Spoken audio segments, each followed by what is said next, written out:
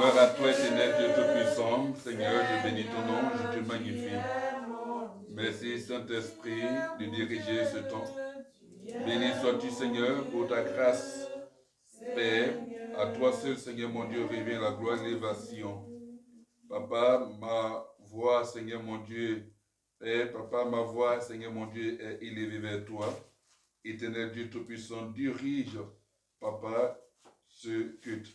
Et partout où cette parole sera entendue, Seigneur mon Dieu, que des vies soient restaurées et que, Seigneur mon Dieu, Papa, il y ait des délivrances, Seigneur, Papa, dans la vie des personnes. Père, que ton nom soit glorifié. Merci, Père. Et que, Seigneur mon Dieu, toutes les œuvres des ténèbres, Seigneur mon Dieu, contre la vie des personnes qui écoutent ce message ou qui vont l'écouter, Seigneur mon Dieu, que ces œuvres soient anéanties au nom puissant de Jésus-Christ. Merci de mettre ta parole dans ma bouche. Ma personne est effacée. Saint-Esprit, parle au travers de ma personne. Communique le message du Seigneur. À nous, peuple, à l'Église, aux nations. Au nom de Jésus-Christ, j'ai prié et je suis exaucé. Et je dis Amen. Amen. Gloire à Jésus. Amen. Dieu nous bénisse. Et que la gloire du Seigneur soit avec vous. Amen. Dieu nous bénisse. Bonne arrivée à ma fille. Voilà, elle m'a surpris. Et elle me surprend. Elle ne veut pas me dire que Dieu nous bénisse. C'est ça aussi. Alléluia. Et puis, en tout cas, Dieu te bénisse. Ariel, merci de me surprendre vous tous. Voilà. Et vous tous pour parler comme ça. Et puis que la gloire du Seigneur soit avec vous. Je crois que si vous êtes là, c'est parce que le Seigneur veut que ce message aussi touche vos vies. Amen. Voilà. En tout cas, il me dit, mon fils, il m'a peut-être appelé, il dit bien, le maire de Thiès allait à bloquer les cas là ou bien. Mais gloire à Jésus, il est arrivé. Alléluia. Okay. On va prendre nos Bibles. Parce que le Seigneur m'a donné, parce que moi, j'ai un thème, j'ai dit, mais Seigneur, c'est quoi? Mais je comprends que Dieu veut nous parler à nous tous. Alléluia. Tu vas prendre ton passage de la Bible, je suis dans le livre de 2 Samuel, chapitre 3, verset 1 à 5. 2 Samuel, chapitre 3, verset 1 à 5. 2 Samuel, chapitre 3, verset 1 à 5. Alléluia. 2 Samuel, chapitre 3, verset 1 à 5. Ça, on a trouvé. On va s'élever pour écouter la parole de Dieu avec respect et considération. 2 Samuel, chapitre 3, verset 1 à 5. Je vais lire. La guerre dura longtemps entre la maison de Saül et la maison de David. David devenait de plus en plus fort et la maison de Saül allait en s'affaiblissant. Il naquit à David des fils à Hébron. Son premier-né fut Amnon, d'Achinoam de Gisraël. Le second, Kiliab d'Abigail, de Samuel c'est Abigail, de Carmel, femme de Nabal. Le troisième, Absalom, fils de Maaka, fille de Talmaï, roi de Geshur. Le quatrième, Adonijah, fils de Haggith. Le cinquième, Shephatia, fils d'Abital. Et le sixième, Jitréal d'Egla, femme de David. Ce sont là ceux qui naquirent à David à Hébron. Alléluia. On s'assoit. À la lecture de ce passage, je dirais que c'est un peu flou. Qu'est-ce qui se passe légèrement dans cette lecture? Moi aussi, quand je l'ai parcouru la première fois, j'ai eu à cœur, bien sûr, c'est mis à cœur de prêcher le message, mais j'ai dit, mais ça là, il y a quoi dedans? Et encore, le Seigneur me rappelle hier et m'amène à poser la question. C'est pour ça que le thème est « Qui est ta femme? Qui est ton mari ?» Ça, c'est le thème. Qui est ta femme? Qui est ton mari? Alléluia. On dit, mais c'est quelle question ça encore? Mais c'est une question, bien sûr, selon le Seigneur. C'est une question selon le Seigneur. Alléluia. Qui est ta femme? Qui est ton mari? Vous savez, on parle bien sûr de la vie de David. Amen. Et si la Bible mentionne les fils de David avec leur mère, c'est qu'il y a bien sûr, une précision que le Seigneur veut bien sûr apporter. Alléluia. Vous voyez que parmi autant de femmes, il y a celle qui est son épouse. Vous voyez, on dit la dernière, la femme de David. La dernière, dont le nom est cité, c'est mis la femme de David. En d'autres termes, on dirait elle aussi la femme de David. Il dit, et le sixième, Jithréam d'Égla, femme de David. Autant les autres là, on a mis femme de Nabal, veuve de temps, et puis ainsi de suite. Alléluia. Et c'est pas fini parce que il y a une autre encore qu'on n'a pas nommée, mais qu'on verra tout à l'heure. Amen. Et ça nous amène à nous poser la question, qui est donc la femme de David, mais qui est ta femme, qui est ton épouse, ou bien qui est ton mari? Alléluia. Gloire à Jésus. C'est une question capitale. David avait autant de femmes. Il avait beaucoup de fils. Mais la Bible les nomme, pas que la Bible les condamne. La Bible les nomme, mais la dernière, donc quand on cite, on met la femme de David.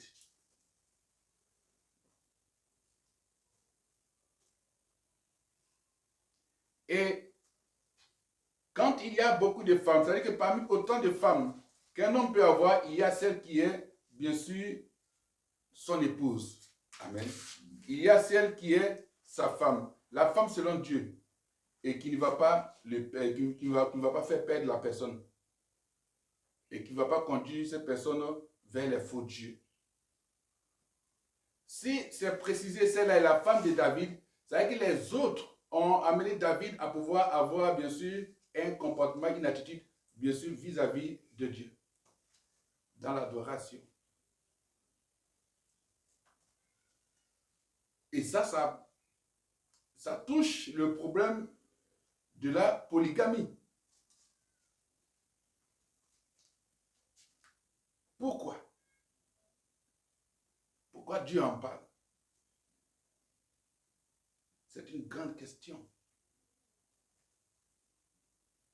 Est-ce que,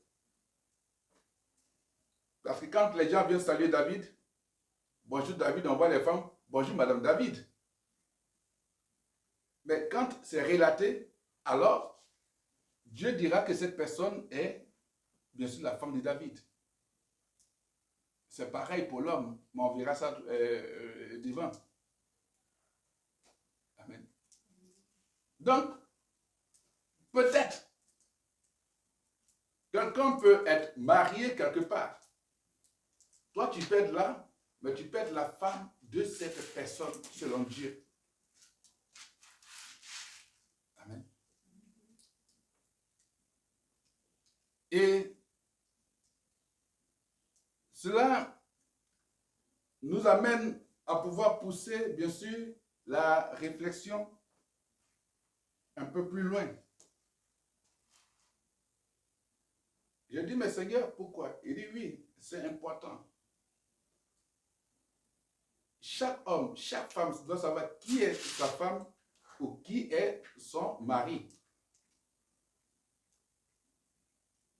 Est-ce que les autres n'avaient pas d'attitude qui plaisait à David? Il y a cette question. Parce que parmi ces femmes, il y a que Égla, bien sûr, avait une attitude qui plaisait véritablement à Dieu. Il y a eu l'autre. Il y a eu les autres, on sait comment est-ce que David les a eus. Soit par combat, soit les maris sont morts, tout. Mais celle-là, il a gardé. Tu as eu peut-être, parlant d'un homme, a eu peut-être plusieurs rencontres. Et puis la personne dit non, que bon, c'est fini pour moi. Peut-être que le mariage ne me dit absolument rien. Parce que ce sont des échecs. Ou bien ça ne va pas, ou bien je suis avec le shaitan. Mais il y a bien sûr celle qui est ta femme, celle qui est ton épouse, qui est en route. Amen. Ah, ma fille a crié fort. Voilà. C'est ça. C'est un message peut-être lourd, mais évocateur. qui est ta femme, qui est ton mari?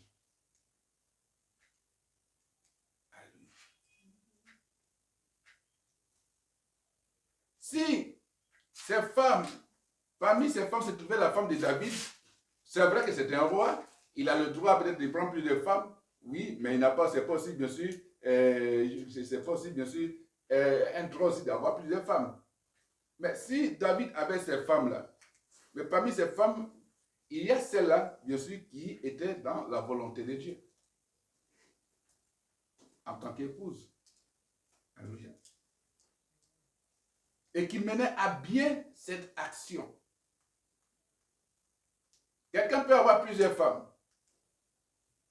Il y a un autre qui prêchait, il suivait la télévision, qui a dit qu'il a eu la visite d'un homme qui était marié à 3 femmes, enfin qui vivait avec 3 femmes. Mais dans toutes les églises du passé, parce que lui seul, il avait 20, avec ses 3 femmes, tout ça faisait 25 enfants, donc ça fait une église complète. Donc quand il quitte l'église, il arrive bien à sa famille, bon, donc l'homme de Dieu, lui, il accepte. Mais cet homme est arrivé dans son église. Ok. Il a accepté, puis le Seigneur lui a dit, va lui dire, il n'a qu'à faire un choix. Ah, il dit, ça c'est compliqué. Mais il a appelé le papa en question dans son bureau. Il lui a montré les passages bibliques. Il dit, selon le Seigneur, selon voilà, la Bible. Donc, moi, il ne te dis pas de laisser tes femmes, mais toi-même va parler. C'était un choix difficile. Il a fait à ça ces 2. Et puis il a dit que voici celle-là qui est ma femme.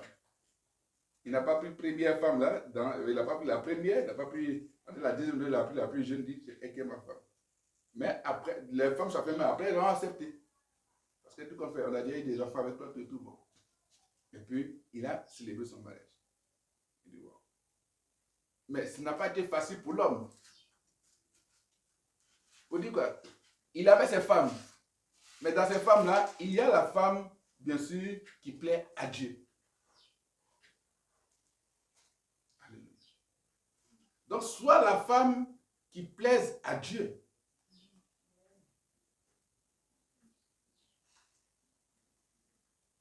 Et quand on prend dans le livre de 1 Roi, chapitre 1, verset 1 à 3, 1 Roi, chapitre 1, verset 1 à 3, on va découvrir quelque chose. Parce qu'après ça aussi, on va prier.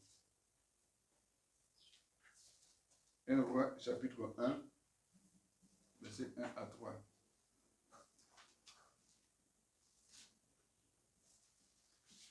Je lis. Le roi David était vieux, avancé en âge. On le couvrait de vêtements et il ne pouvait se réchauffer.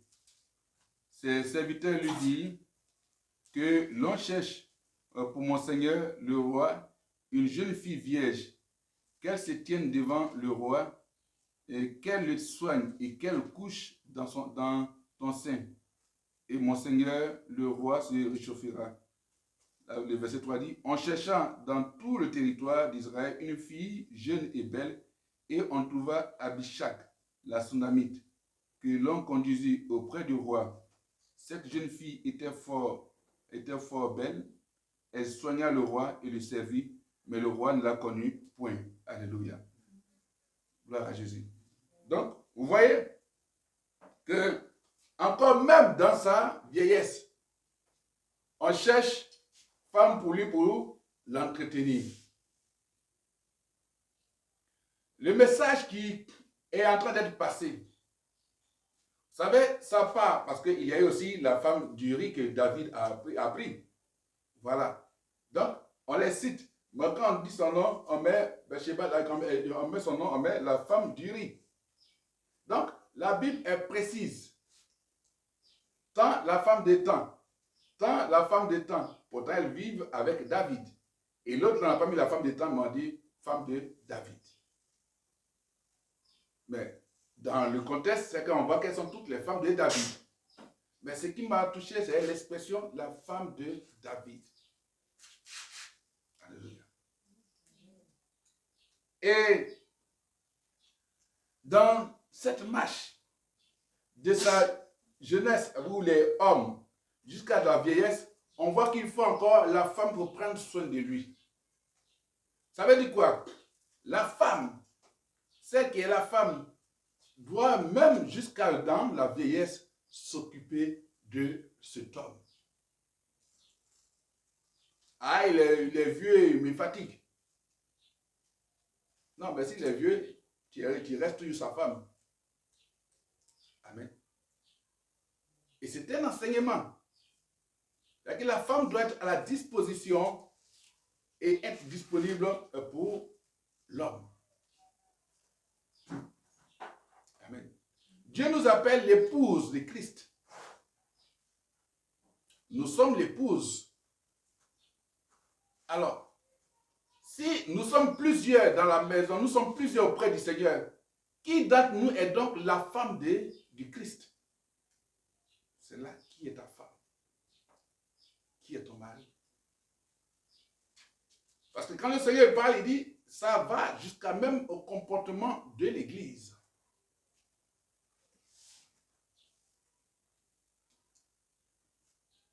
Est-ce que nous sommes de véritables épouses pour notre Seigneur? En tout cas, moi, quand le Seigneur cite les noms, là, il a dit mon nom, et puis on met épouse du Seigneur Jésus-Christ. C'est comme ça.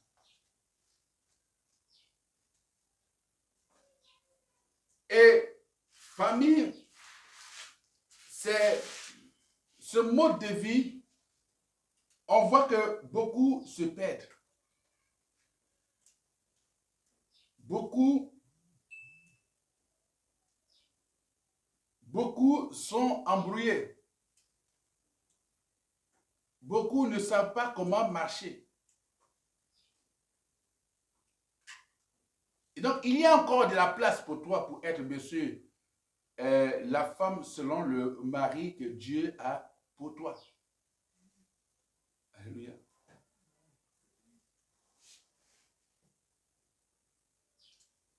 Si tu es jeune, alors aie les attitudes.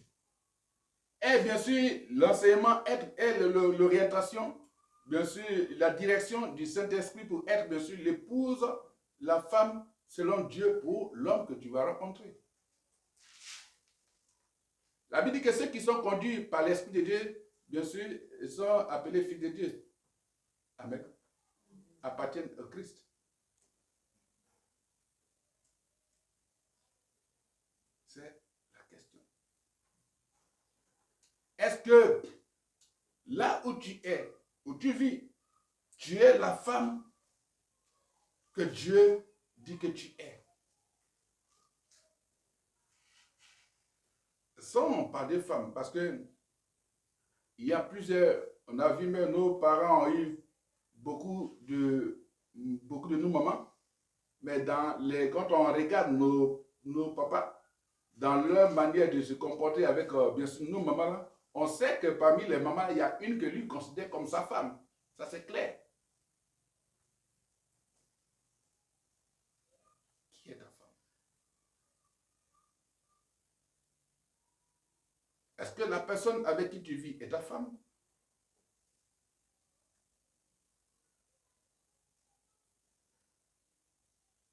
Alléluia.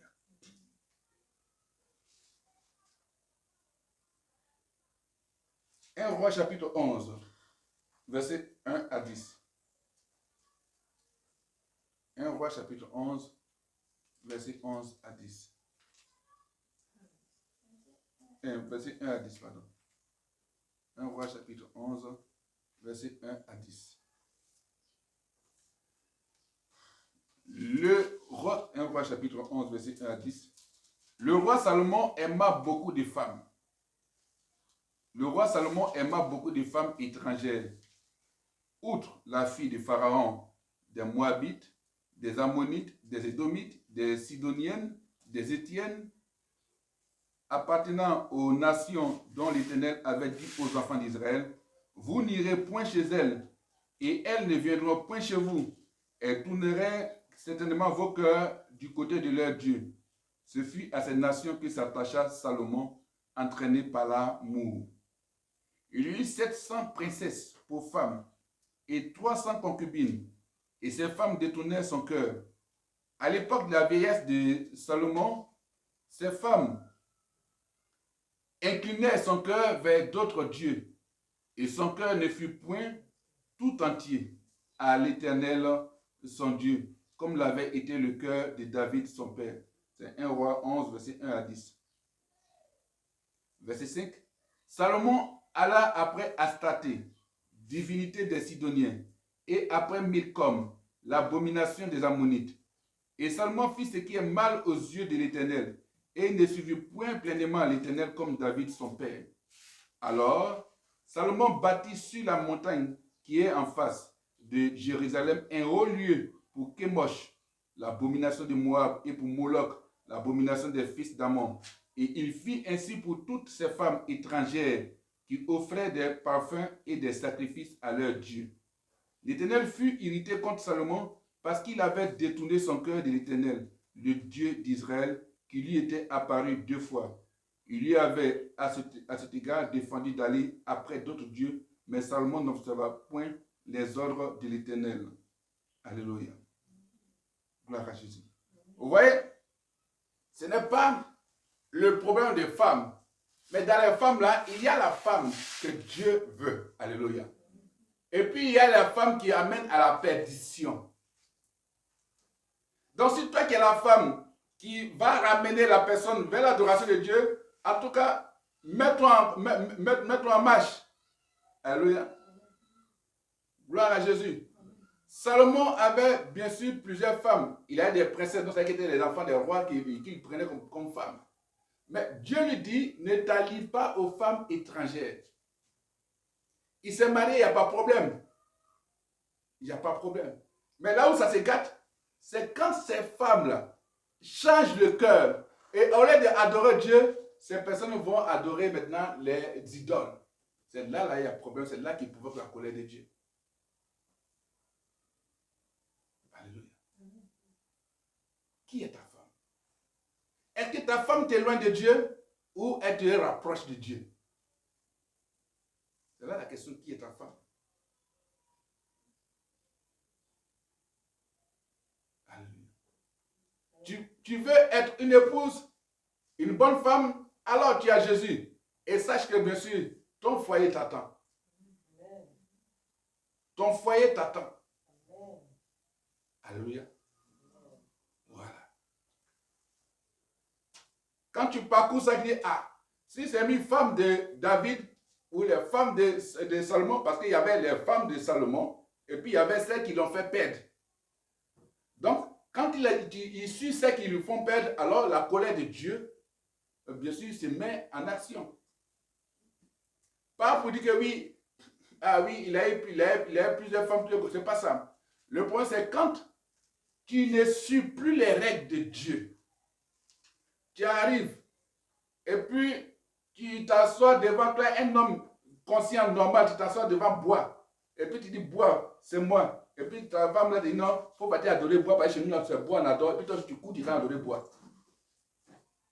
C'est là, c'est compliqué. Et parmi les femmes, il y a une qui a dit, non, allons vers Jésus. Donc c'est celle qui a dit, c'est allons vers Jésus là. C'est elle qui est ta femme.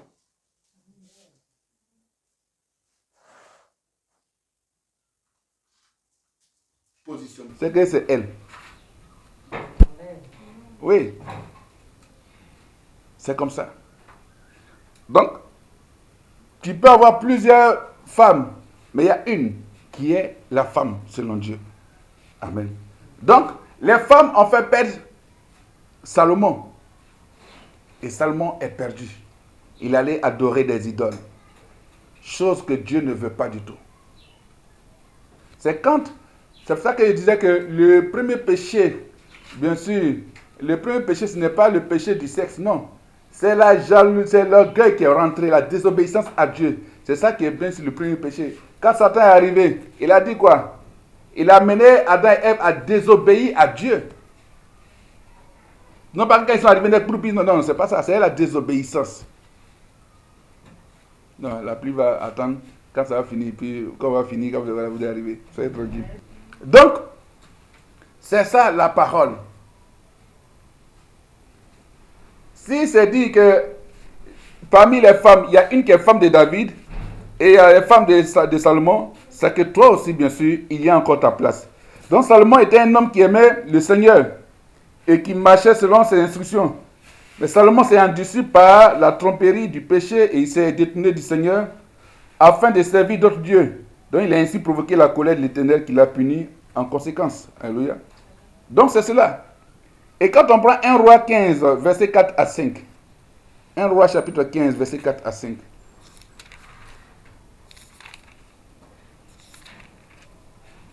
Un Roi chapitre 15, verset 4 à 5. La Bible dit quoi? 1 Roi 15, verset 4 à 5. Mais à cause de David, l'Éternel, son Dieu, lui donna une lampe à Jérusalem en établissant son fils après lui et en faisant subsister Jérusalem. Verset 5. Car David avait fait ce qui est droit aux yeux de l'Éternel et ne s'était détourné d'aucun de ses commandements pendant toute sa vie, excepté dans l'affaire d'Uri, le Héthien. Alléluia. Donc, on voit, quand David selon le cœur de Dieu, c'est ça.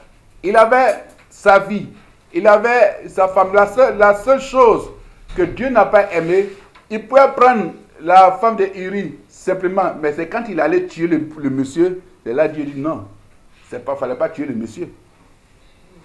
Amen. Donc, David a plu à Dieu. Amen. Le maître d'Uri, le Héthien, déplut à Dieu. Cependant, David plut à Dieu et était droit aux yeux de l'Éternel. Amen. Donc, il faut être droit aux yeux de Dieu. C'est ça le plus important. David, l'homme selon Dieu, selon le cœur de Dieu. Amen. Et donc, on a vu que David était bien. Mais sauf qu'il est parti prendre la femme d'Uri, il l'a tué. Voilà. Mais c'est le meurtre que Dieu n'a pas accepté. Parce qu'après, la femme est restée, bien sûr, sa femme. Hein? Amen. Et puis, il a eu, bien sûr, des enfants. Donc, quand l'amour, la passion, la convoitise t'amène à pouvoir te détourner de Dieu, cela, ça devient dangereux. Si tu dois être la femme, alors sois une femme, bien sûr, qui reste dans le plan de Dieu. Gloire à Jésus-Christ. Et on parle de femmes, mais il y a aussi les maris. Jean 4, verset 15 à 19. Jean chapitre 4, verset 15 à 19.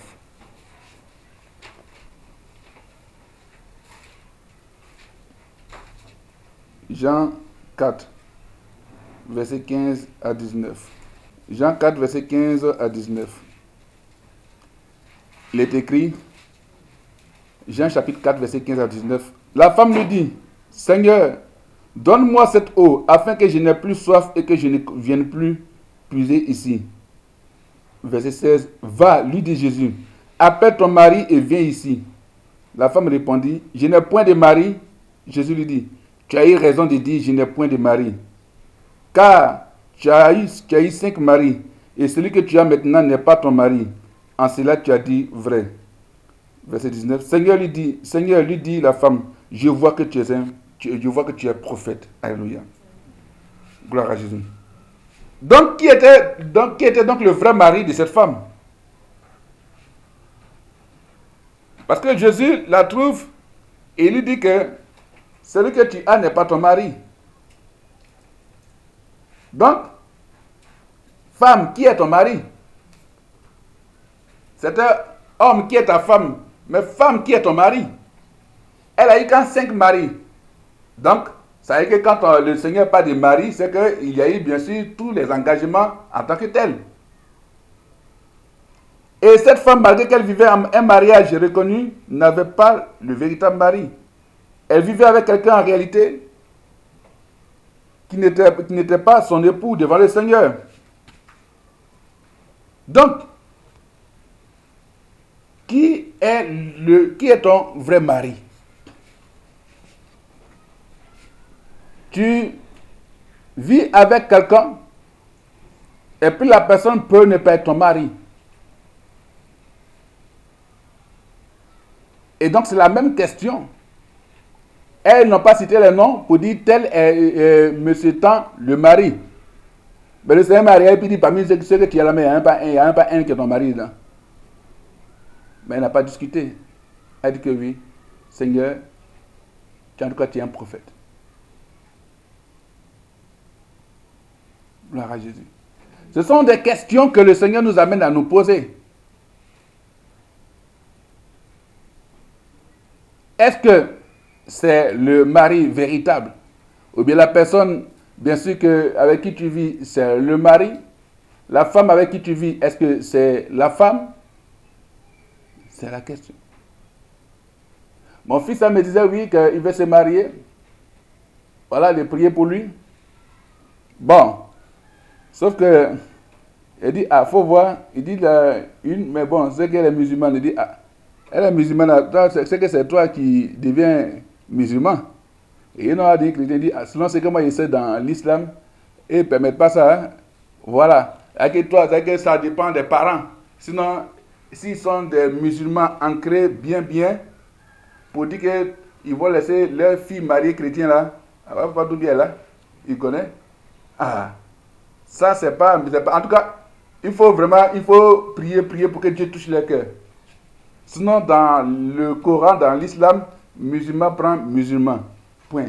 Si tu as pris un homme qui dit les chrétiens, c'est qu'il n'a qu'à d'être musulman. Donc, j'ai mis ça devant lui. Il va dire, ça c'est quand on dit, je vais essayer. Mais ça, il n'y a pas essayé dans ça. Mais il dit, on prie pour que Dieu te donne la femme. Moi, au moins, si elle connaît Christ, c'est bon. Mais peut-être que tu veux que si elle est païenne, que tu la prends pour la ramener à Christ, ça encore un peu, mais c'est dans une autre religion, ça là, c'est compliqué. Parce que quand tu vas la prendre, tu vas me dire cette femme, on te pose la question, qui est ta femme qui a été fâchée? C'est ça. Parce que un jour, on dit, faut venir un peu, on va prier un peu bien, tu vas rentrer un peu dans les habitudes, et puis, pauvre, c'est fini. Peut-être que la femme, les maris qu'elle avait, c'était des maris qui l'amenaient, bien sûr, à aller adorer des idoles. Alléluia. Donc, il y a ces questions qu'il faut voir.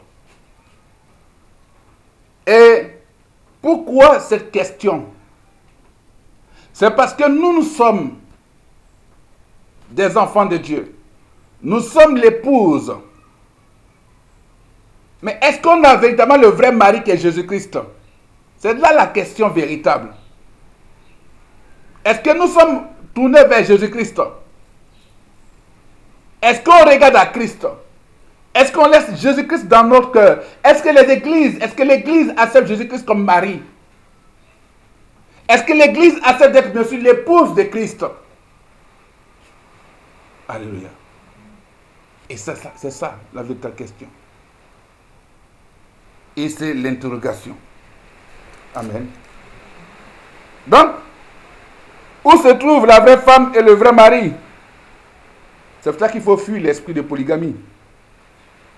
Il faut savoir qui est le vrai mari et la vraie femme. Et l'Église doit avoir un seul époux. L'époux, c'est Jésus-Christ. Alléluia. Parce que le Seigneur ne veut pas qu'on parte adorer les idoles. Le Seigneur ne veut pas qu'on passe accroupi devant des créatures. Il veut qu'on l'adore lui seul. Quand tu es comme ça, tu es la vraie femme, tu es le vrai mari. Alléluia. C'est cela que le Seigneur nous interpelle en ce jour. C'est pour ça que la question, la thématique. Gloire à Jésus. C'est pour ça que nous allons prier. On va prier pour que celui qui a volé ta place, ou l'esprit qui se met dans ta relation, soit chassé au nom puissant de Jésus-Christ. C'est pour ça que tu vas prier. Tu vas prier. Tout ça, c'est pour dire au Seigneur, le Seigneur vous dit que cherchez terrain, vous allez trouver terrain. Amen. Gloire à Jésus. Tu vas te lever. Et puis tu vas prier. Tu vas dire, au nom puissant de Jésus-Christ, toute fondation de polygamie, dans ma lignée familiale, brise-toi au nom de Jésus-Christ. Je refuse de suivre tout modèle marital maléfique de la maison de mon père Au nom de Jésus-Christ. Tout pouvoir marital ancestral. Mettant en cage mon mariage. Libère-moi maintenant au nom de Jésus-Christ. Toi le pouvoir de Dieu. Démantèle toute sorcellerie polygamique. Au nom de Jésus-Christ. Tout flot maléfique. Immoral de la maison de mon Père. Sèche-toi au nom de Jésus-Christ. Tout esprit sponsorisant la polygamie dans ma vie. Je te lie et je te chasse au nom de Jésus-Christ. Tout esprit familier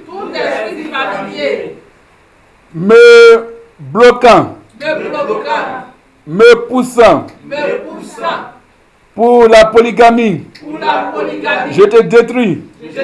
Je détruis ton pouvoir au nom de Jésus-Christ. Tout esprit familier me ciblant pour la polygamie.